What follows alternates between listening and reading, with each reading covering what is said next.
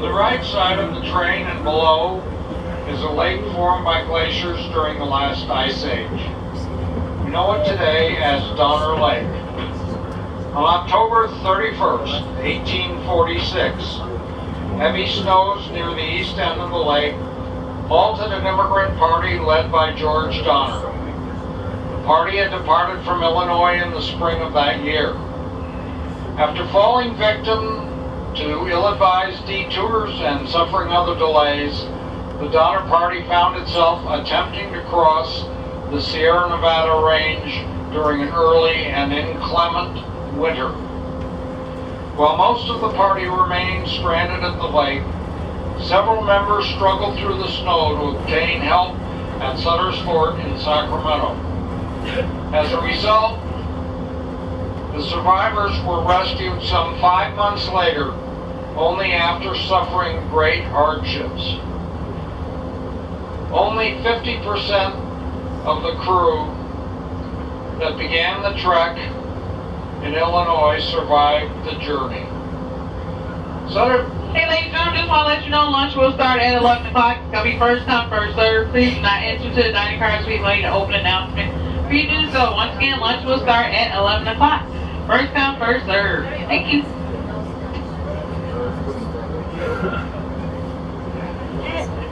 Sutter's Fort State Historic Park displays a doll that was owned by Patty Reed, one of the children stranded in the snow during this ordeal. The story of the Donner Party, as well as other information about the history of the region and the railroad, can be found at Donner Memorial State Park. This park, located at the east end of the lake, features a museum open year-round and a campground that opens following the spring thaw.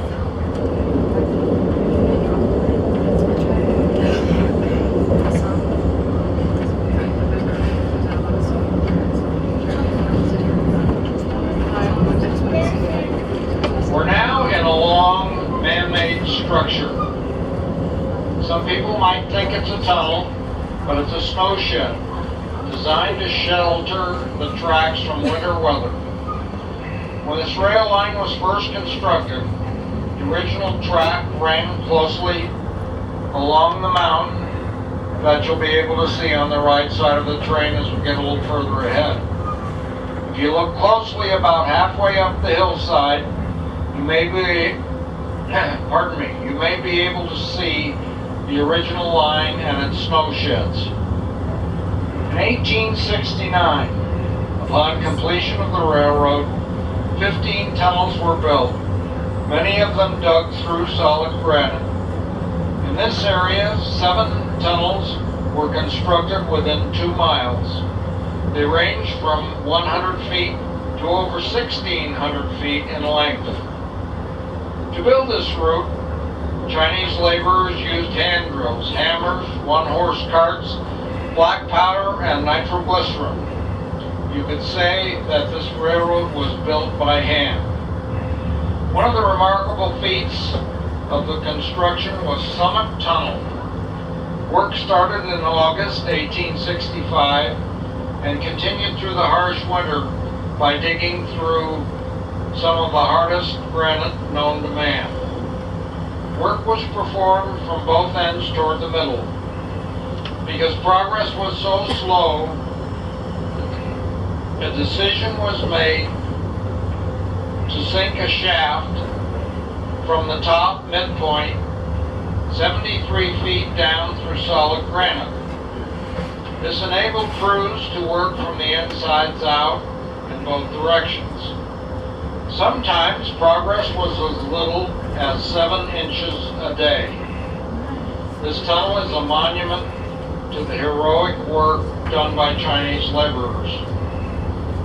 The Summit Tunnel was finally completed, or as we railroaders would say, pulled through, on August 30th, 1867, some 2 years after the digging began. Rails running through the Summit Tunnel were removed in 1993 in favor of the line that we're on today. We're coming up to Tunnel 41, known as the Big Hole. It was constructed in 1924 as an easier route across the summit. It also shaved several miles off the old line. The tunnel is 2 miles long, and our traveling speed of 30 miles an hour will take us 4 minutes to pass through the tunnel.